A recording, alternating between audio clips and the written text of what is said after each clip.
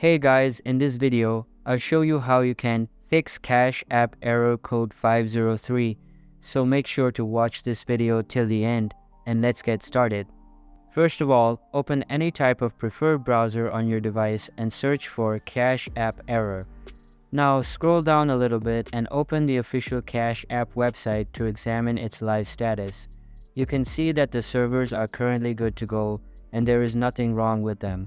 But if I scroll down a little bit, you can see that there are some problems reported. So if you see this type of reports in your case, then you would need to wait for the problem to be resolved because it is due to some Cash App servers.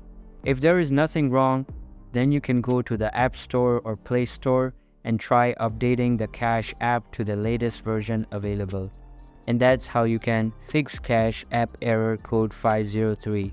Hope you like the video. Thanks.